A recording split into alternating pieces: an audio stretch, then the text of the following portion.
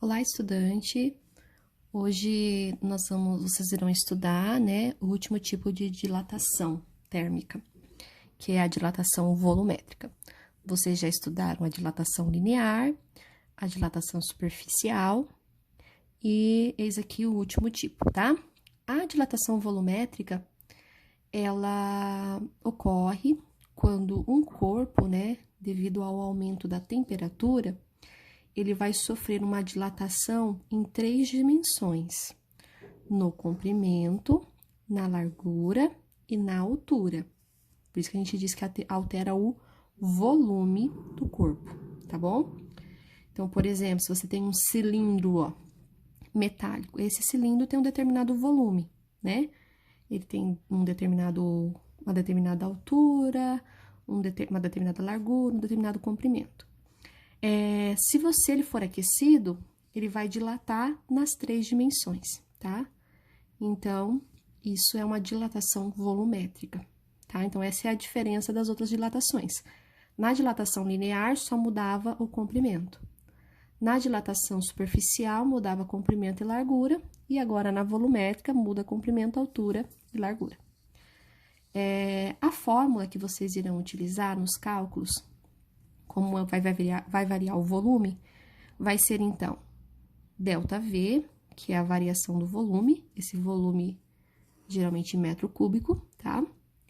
É igual o volume inicial, então é o volume do corpo antes da dilatação, vezes gama aqui, ó, tá? Gama, que é o coeficiente de dilatação volumétrica, tá? Lembrando que esse gama, ele corresponde a 3 vezes o coeficiente linear. Então, geralmente, o exercício dá o valor de alfa, que é o coeficiente de dilatação linear, que é aquele em uma única dimensão. Mas como ele varia em 3 dimensões, então, você tem que pegar 3 vezes o valor de alfa para determinar o valor de gama desse coeficiente de dilatação volumétrica, tá? E fazer a multiplicação com a variação da temperatura. Variação da temperatura, lembrando que é a temperatura final menos a temperatura inicial, certo? Então, nos cálculos, é só você aplicar essa formulinha para resolver os exercícios. Então, eu vou ao primeiro exemplo aqui, ó. Então, nesse exemplo, você observa, vamos lendo aqui, ó, e tirando os dados, tá? Ó, um paralelepípedo de chumbo tem a 0 graus Celsius o volume de 100 litros.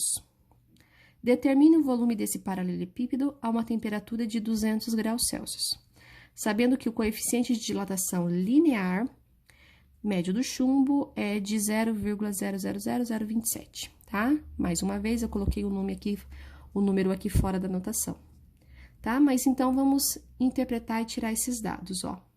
Para eu saber o volume final, né, desse paralelepípedo, eu tenho primeiro que calcular a variação desse volume. Então, ΔV eu vou calcular inicialmente. Como aqui o coeficiente de dilatação é linear, então o exercício deu o valor de alfa, tá? O volume inicial aqui foi de 100 litros, tá? Então, eu falei lá em cima, geralmente, volume metro cúbico, né? Mas litros aqui é a mesma coisa, tá? 100 litros.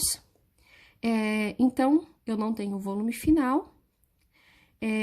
Eu tenho que calcular a variação da temperatura, é claro, né? Eu tenho a temperatura inicial, a temperatura final. Então, eu vou ter que fazer esse cálculo aqui da variação da temperatura primeiro, tá bom?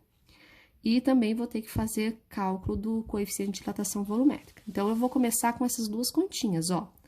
Para calcular a variação da temperatura, você vai pegar a temperatura final, que é 200 graus Celsius, menos a temperatura inicial, que é 0 graus. Então, eu sei que a variação da temperatura foi de 200 graus Celsius. Para eu descobrir o coeficiente de dilatação volumétrica, eu vou pegar 3 vezes o coeficiente de dilatação linear.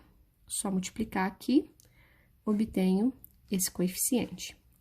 Tendo todos os valores, né? Então, aqui, ó, a variação foi de 200. Aqui, o coeficiente de dilatação deu 0,00081. Então, eu posso jogar na fórmula para calcular a variação do volume. tá? Então, a variação do volume foi o volume inicial, que era 100 litros, vezes o coeficiente de dilatação volumétrica, vezes 200, que foi a variação da temperatura. Só multiplicar tudo, eu chego à minha variação do volume, tá bom? Então, aqui, ó, a variação do volume foi de 1,62 metros cúbicos, ou, tá, 1,62 litros, tudo bem? Aí, então, para eu saber, então, esse foi o tanto que variou, tá? Qual foi o valor da variação. Mas o exercício, ele quer saber o volume final do paralelepípedo. Então, se no início, ó, no início, que é o V0, ele tinha 100 litros, para você saber o volume final, é só você pegar a variação do volume e somar, né, com o volume inicial. Então, ele passa a ter 101,62 litros, ou seja, 101,62 metros cúbicos, ok?